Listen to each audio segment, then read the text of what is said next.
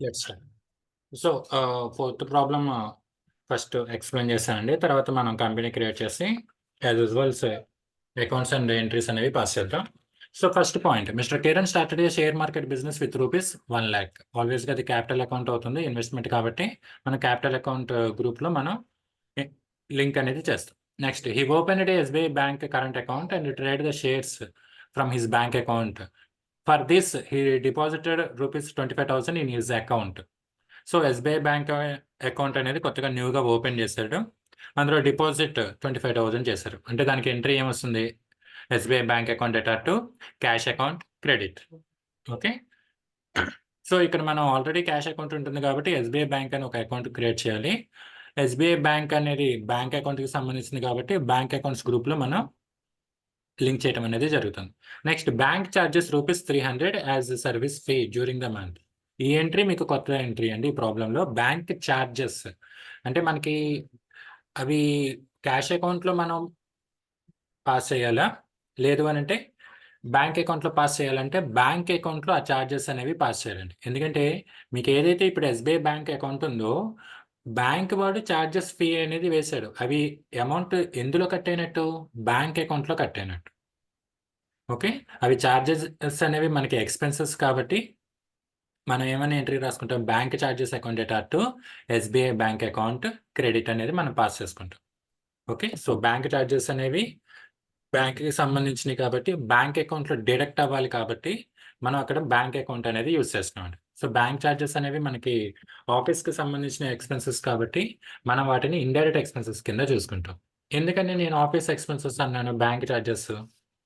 ఈ banking transactions, amount transfers, deposits, cheque issue, cheque deposits ఇవన్నీ ఎవరు చూసుకుంటారండి ఆర్గనైజేషన్‌లో? అడ్మినిస్ట్రేషన్ ఆఫీస్ చూసుకుంటుంది. కాబట్టి అడ్మినిస్ట్రేషన్ ఆఫీస్ ఎక్స్‌పెన్సెస్ అన్నీ కూడా మనకి ఇండైరెక్ట్ ఎక్స్‌పెన్సెస్ అవుతాయి.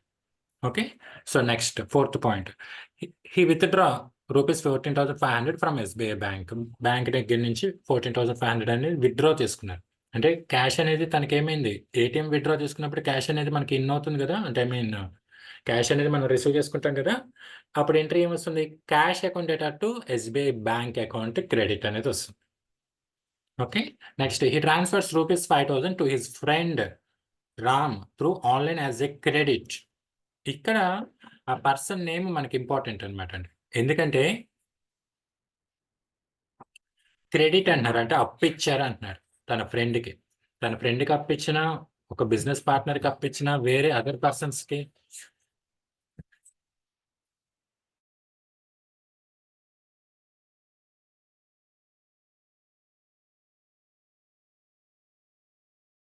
Sorry let's continue. మనం ఫ్రెండ్‌కి అప్పిచ్చినా, లేదా అదర్ పర్సన్‌కి అప్పిచ్చినా, బిజినెస్ పార్ట్నర్స్‌కి అప్పిచ్చినా, ఒక కస్టమర్‌కి అప్పిచ్చినా అది అప్పు ట్రాన్సాక్షనే కాబట్టి వాళ్ళ పేరు మనం గుర్తుపెట్టుకోవాలి. సో, ఇందాకొచ్చిన క్వెషన్‌లో ఆ పెయిడ్ వేజెస్ టు శ్రీవల్లి అని మనం ఏదైతే నేమ్ అనుకున్నామో అక్కడ నేమ్ అనేది ఇర్రెలెవెంట్. ఎందుకంటే అది నామినల్ అకౌంట్‌కి సంబంధించింది కాబట్టి. ఇక్కడ ఈ ఫిఫ్త్ పాయింట్ ఈ transfers 5,000 to his friend Ram అని ఏదైతే ఉందో కంపల్సరీ మనకు ఆ రామ్ అనే పర్సన్ ఇంపార్టెంట్. ఆ నేమ్ ఇంపార్టెంట్. ఎందుకంటే ఇది అప్పు ట్రాన్సాక్షన్ కాబట్టి. ఓకే. సో, ఎంట్రీ ఏమొస్తుందంటే Ram account data to cash account credit అనేది వస్తుంది. రామ్ అనే అతను మన దగ్గర నుంచి రిసీవ్ చేసుకున్నాడు కదండీ! మన పాయింట్ ఆఫ్ వ్యూలో అప్పు తీసుకున్న వ్యక్తి. కాబట్టి అప్పు తీసుకున్న వ్యక్తిని మనం ఏం చేస్తాం? డెబిట్ చేస్తాం. Ram account debit to cash అనేది మన దగ్గర నుంచి వెళ్ళిపోయింది కాబట్టి to cash account credit. But ఇక్కడ ఇంకొక స్మాల్ పాయింట్. నేను ఇక్కడ ఎంట్రీ మీకేమని చెప్పాను? Ram account debit. ఎందుకంటే మన దగ్గర నుంచి అప్పు తీసుకున్న వ్యక్తి రిసీవర్ కాబట్టి మనం డెబిట్ చేసాం. టు క్యాష్ అంటున్నాను. టు క్యాష్ అకౌంట్ క్రెడిట్ అంటున్నాను. ఈ క్యాష్ అకౌంట్ అనేది కరెక్టేనా అంటే కాదు. ఎందుకు? ఇక్కడ ఆన్‌లైన్ ద్వారా ట్రాన్స్‌ఫర్ చేశాను. Through online. ఆన్‌లైన్ అంటే ఏంటి? బ్యాంక్ ట్రాన్సాక్షన్ అది. సో, ఇక్కడ మనకి క్యాష్ అకౌంట్ రాదు. తన బ్యాంక్ ఏంటిది? SBI bank. So, SBI bank account credit అనేది వస్తుంది. ఫర్ ఎగ్జాంపుల్ మీరు నాకు ఫీజ్ అనేది ఫోన్‌పే ద్వారా పే చేశారు. ఓకే. అప్పుడు మీకు ఎంట్రీ ఏమొస్తుంది? క్యాష్ అకౌంట్ వస్తుందా? బ్యాంక్ అకౌంట్ వస్తుందా? బ్యాంక్ అకౌంట్ వస్తుంది ఎంట్రీలో. ఎందుకంటే అది క్యాష్ ట్రాన్సాక్షన్ కాదు. Bank transaction. జస్ట్ క్యాష్ మనం బ్యాంక్ అనేది ఇన్సర్ట్ చేస్తే సరిపోతుంది. ఓకే. ఇవి చిన్న చిన్న మిస్టేక్స్ మనం జరగకుండా చూసుకోవాలి. ఓకే. నార్మల్‌గా మనం ఏంటంటే ఓకే. రామ్‌కి అప్పించాం కదా! రామ్ అకౌంట్ ఎటట్టు క్యాష్. నో. అది online transfer, bank transaction. Cash అకౌంట్‌కి సంబంధం లేదు. సో, క్యాష్ అకౌంట్ ప్లేస్‌లో మనం బ్యాంక్ అకౌంట్ అనేది మనం ఎంట్రీ చేయాలి. Next. Sixth point. He earned interest of rupees 4,500 from average monthly balance in his account. ఇక్కడ కూడా ఎర్న్డ్ ఇంట్రెస్ట్ 4,500 ఇంట్రెస్ట్ అనేది ఎర్న్ అయ్యారంటున్నారు. ఎలా ఎర్న్ అయ్యాడు? యావరేజ్ మంత్లీ బ్యాలెన్స్ అంటే తను మంత్లీ బ్యాలెన్స్ మెయింటైన్ చేస్తున్నందుకు బ్యాంక్ వాడు అదనంగా ఇంట్రెస్ట్ అనేది పే చేశాడు. ఈ ఇంట్రెస్ట్ అమౌంట్ ఎక్కడ డిపాజిట్ అయింది? క్యాష్ అకౌంట్‌లోనా? బ్యాంక్ అకౌంట్‌లోనా? బ్యాంక్ అకౌంట్‌లో. For example me savings account ఉందనుకోండి. అందులో మీరు ఫర్ ఎగ్జాంపుల్ ఒక 50,000 అనేది ఫిక్స్డ్ డిపాజిట్ చేశారు. దానికి బ్యాంక్ వాడు మీకు ఇంట్రెస్ట్ ఇచ్చాడు. ఆ ఇంట్రెస్ట్ అమౌంట్ ఎక్కడ?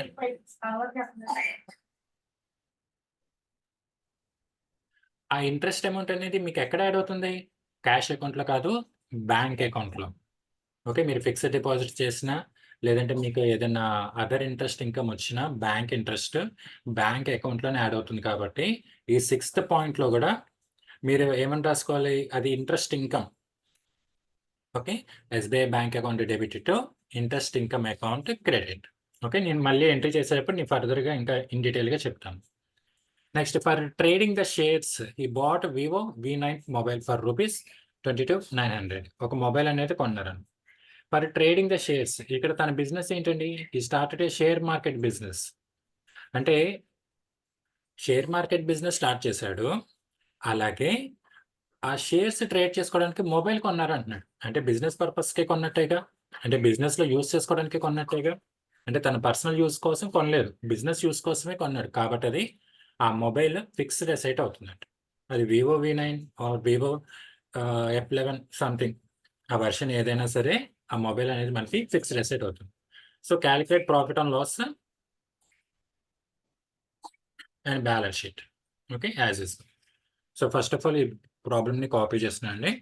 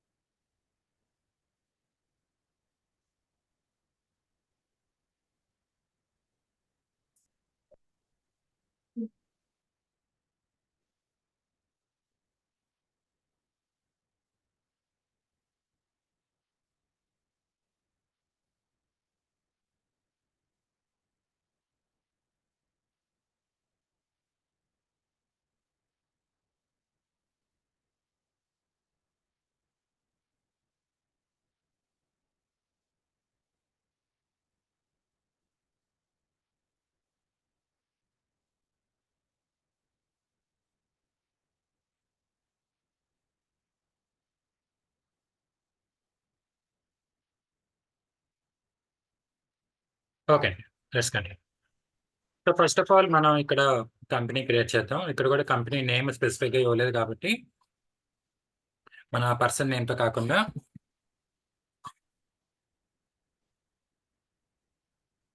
కిరణ్ షేర్ మార్కెట్ అని ఒక కంపెనీ నేమ్ ఇచ్చాను.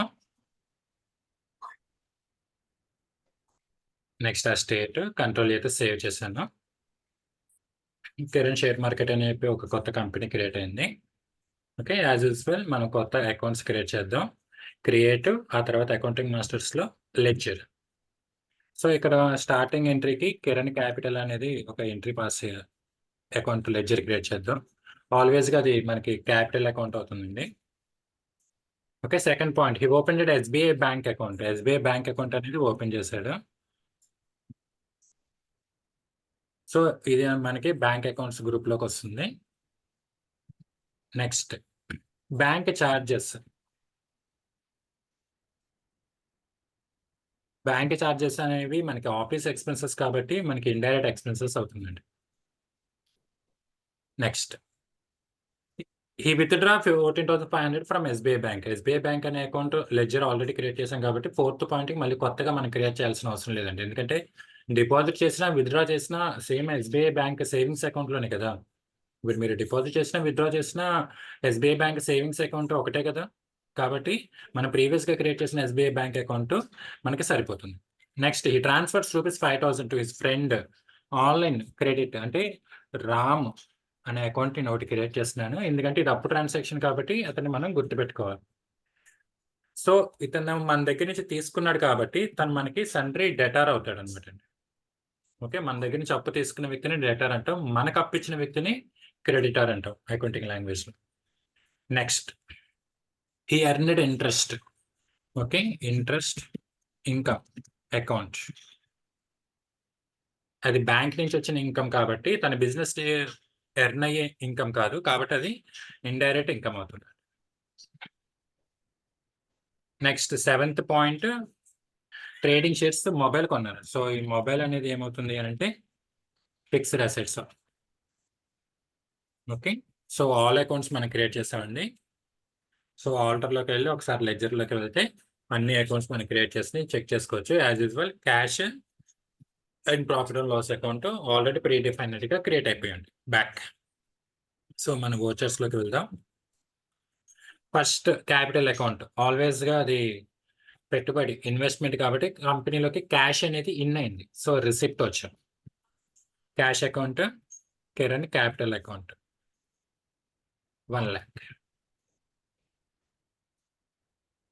Next he opened SBI bank account. So, self transaction deposit గాని, విత్‌డ్రా గాని మనం ఎక్కడ పాస్ చేస్తామండి? కాంట్రా. ఓకే. కాంట్రాలో. ఇక్కడ మనం డిపాజిట్ ట్రాన్సాక్షన్ కాబట్టి ఎస్‌బీఐ బ్యాంక్ అనేది డెబిట్ అవుతుంది. కాబట్టి ఈ రో పైన డెబిట్ ఎంట్రీ ఉండాలి. ఈ రో కింద క్రెడిట్ ఎంట్రీ ఉండాలి. So, SBI bank debit to cash account credit 25,000. Okay. Control ఏతో సేవ్ చేశాను. Next bank charges 300. Bank charges అనేది మనకి ఏమవుతుంది అనంటే ఎక్స్‌పెన్స్. నథింగ్ బట్ మన పేమెంట్ కిందకే వస్తుందండి. ఎందుకంటే ఆల్వేస్‌గా మనం ఆ చార్జెస్ మన అకౌంట్‌లో కట్ అయినాయి అంటే నథింగ్ బట్ మనం బ్యాంక్ వాడికి పే చేసినట్టే గదా! మీ ఇప్పుడు ఫర్ ఎగ్జాంపుల్ మీ సేవింగ్స్ అకౌంట్‌లో ఒక ఏటీఎం చార్జెస్ అని ఒక రూ. 500 కట్ చేశారనుకోండి. అది నథింగ్ బట్ మీరు బ్యాంక్ వాడికి పే చేసినట్టే కదా! కాబట్టి పేమెంట్ వోచర్ ఓపెన్ చేస్తున్నాను. ఇక్కడ మనది బ్యాంక్ అకౌంట్‌లో కట్ అయింది కాబట్టి నేను క్యాష్ బదులు ఎస్‌బీఐ బ్యాంక్ అకౌంట్ అని యూజ్ చేస్తున్నాను. ఇప్పటివరకు మనం పేమెంట్ రిసిప్ట్ వోచర్‌లో ఓన్లీ క్యాష్ అకౌంట్ అనేది ఎంట్రీ చేసాం. కానీ మనం ఆ ప్లేస్‌లో క్యాష్ బదులు బ్యాంక్ అనేది కూడా యూజ్ చేయొచ్చు. ఎప్పుడు? అది బ్యాంక్ ట్రాన్సాక్షన్ అయినప్పుడు. ఓకే. ఎస్‌బీఐ బ్యాంక్ అకౌంట్ అనేది మనం పేమెంట్ వోచర్‌లో ఎంట్రీ చేసాం. అలాగే బ్యాంక్ చార్జెస్ పోస్ట్ చేసాం. రూ. 300 కంట్రోల్ ఎస్ సేవ్. ఈ withdraw rupees 14,500 self account withdraw కాబట్టి కాంట్రా వస్తుందండి. ఇక్కడ విత్‌డ్రా అన్నప్పుడు క్యాష్ అనేది డెబిట్ అవుతుంది. కాబట్టి రో పైన మనం ఆల్వేస్‌గా డెబిట్ ఎంట్రీ వేయాలి. Cash account debit to SBI bank account credit ఎంత అంటే 14,500. కంట్రోల్ ఏతో షార్ట్‌కట్‌లో నేను సేవ్ చేశాను. ఈ transfers rupees 5,000 to his friend Ram through online as a credit. ఇది అప్పు ట్రాన్సాక్షన్. అప్పు ట్రాన్సాక్షన్స్ అన్నీ కూడా మనం జనరల్ వోచర్‌లో వేస్తాం. ఓకే. సో, ఇక్కడ రామ్ అనే అకౌంట్ మనకి డెబిట్ అవుతుందండి. ఓకే. ఎంత అంటే 5,000 ఎందుకంటే మన దగ్గర నుంచి అప్పు తీసుకున్న వ్యక్తిని మనం పర్సనల్ అకౌంట్ రూల్ ప్రకారం డెబిట్ చేస్తాం. ఇక్కడ ఇది ఆన్ అకౌంట్, అడ్వాన్స్ అనేవి తర్వాత ఫర్దర్‌గా చూద్దాం. ఓకే. ఇక్కడ నెక్స్ట్ క్రెడిట్ ఏమవుతుంది అనంటే బ్యాంక్ అకౌంట్. బ్యాంక్ అకౌంట్ మీకు అక్కడ లిస్ట్‌లో మీకు కనబడలేదు అంటే షో మోర్ అనే ఆప్షన్ ఉంది చూసారా? ఆ షో మోర్ మీద మీరు డబుల్ క్లిక్ చేయండి. అక్కడ అప్పుడు మీకు ఎస్‌బీఐ బ్యాంక్ అకౌంట్ అనేది డిస్‌క్లోజ్ అవుతుంది. Okay. 5,000 control a save. Next he earned interest 4,500 interest అనేది ఎర్న్ అయ్యారు. నథింగ్ బట్ అది ఇంట్రెస్ట్ ఎర్న్ అవ్వటం అంటే రిసీవ్ చేసుకున్నట్టే కదండీ! ఇప్పుడు మీరు బ్యాంక్‌లో ఫిక్స్డ్ డిపాజిట్ చేశారు. దానికి మీకు ఇంట్రెస్ట్ ఇన్‌కమ్ వచ్చింది. అది మీరు రిసీవ్ చేసుకున్నట్టే కదా! కానీ క్యాష్ రూపంలో మీరు రిసీవ్ చేసుకోలా. బ్యాంక్ ట్రాన్సాక్షన్ రూపంలో మీ బ్యాంక్ బ్యాలెన్స్ అనేది పెరిగింది. కాబట్టి అది రిసీవ్ చేసుకున్నారు కాబట్టి రిసిప్ట్ వచ్చింది. ఇక్కడ ఇప్పటివరకు మనం ఓన్లీ క్యాష్ అనేది ఎంట్రీ చేస్తాం. ఇది బ్యాంక్ ట్రాన్సాక్షన్ కాబట్టి నేను ఎస్‌బీఐ బ్యాంక్ అనేది క్యాష్ బదులుగా ఎంట్రీ చేస్తున్నాను. Next interest income. ఎంత అంటే 4,500 control A, control a save. For trading the shares ఈ బాట్ వివో V9 మొబైల్. అంటే ఒక మొబైల్ అనేది తన బిజినెస్ కోసం బై చేశారన్నారు. సో అది క్యాష్ పేమెంట్ కాబట్టి పేమెంట్ వచ్చారు. ఇక్కడ క్యాష్ మొబైల్ ఎంత అంటే 22,900 సేమ్. ఓకే. సో మన ఎంట్రీస్ అన్ని సక్సెస్ఫుల్గా పాస్ చేసామండి. ఇప్పుడు బ్యాలెన్స్ షీట్ అనేది మనం ఓపెన్ చేసి చూద్దాం. ప్రాఫిట్ వచ్చిందో లాస్ వచ్చిందో అనేది.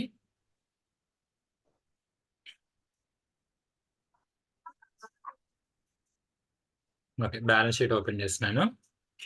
ఇక్కడ ఇప్పుడు నాకు చెప్పండి, ప్రాఫిట్ వచ్చిందో లాస్ వచ్చిందో.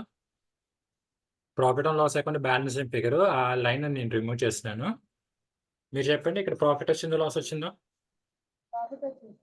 ఎగ్జాక్ట్లీ అండి. ఎందుకంటే ఇక్కడ మనం 1 lakh అనేది మన ఇన్వెస్ట్మెంట్. దాన్ని మనం ఎంత చేస్తాం, 1,04,200 అంటే మన కంపెనీ వాల్యూ 4,200కి పెరిగింది అనమాట. ఓకే. సో ప్రాఫిట్ వచ్చింది. ఆ ప్రాఫిట్ ఎలా వచ్చిందో చూద్దాం. ఓకే. ఇక్కడ ప్రాఫిట్ అనేది ఎలా వచ్చింది అంటే సింపుల్ థింగ్, మన బిజినెస్ నుంచి వచ్చిన ఇన్కమ్ ఏమీ లేదండి. మనం ఏదైతే షేర్ మార్కెట్ బిజినెస్ చేసామో అందులో నుంచి వచ్చిన ఇన్కమ్ ఏమీ లేదు, జీరో. బట్ మనకి ఇన్కమ్ ఎలా వచ్చింది, ప్రాఫిట్ ఎలా వచ్చిందంటే ఇంట్రెస్ట్ ఇన్కమ్. మన బ్యాంక్ వాడు ఇచ్చిన ఇంట్రెస్ట్ ఇన్కమ్, ఇండైరెక్ట్ ఇన్కమే మనకి ప్రాఫిట్ కింద చూపిస్తుంది. సో ఈ బిజినెస్ అనే దాంట్లో మనం ఇంకా ఎటువంటి ప్రాఫిట్ అనేది ఎర్న్ అవ్వలేదు 1 year అయినా సరే. కాబట్టి ఈ బిజినెస్ అనేది అంత గుడ్ బిజినెస్ కాకపోవచ్చు. ఓకే. సో ఇక్కడ మనం ఓన్లీ చార్జెస్ కానీ లేదంటే ఇన్కమ్ కానీ బ్యాంక్ నుంచి వచ్చినాయే తప్ప మన బిజినెస్ నుంచి ఇంకా ఎర్న్ అయింది ఎటువంటి ఇన్కమ్ అనేది లేదు. ఓకే. ఓకేనండి, మీకు ప్రాబ్లం? Okay sir. ఓకే అండి, 2 ప్రాబ్లమ్స్ అయినాయి కదా. నేను ఇది క్లోజ్ చేస్తాను ఇక్కడతో. మీకు 2 ప్రాబ్లమ్స్ ఇప్పుడు నేను మీకు లింక్ షేర్ చేస్తాను. మీరు చూసి ప్రాక్టీస్ చేయండి. ఓకే.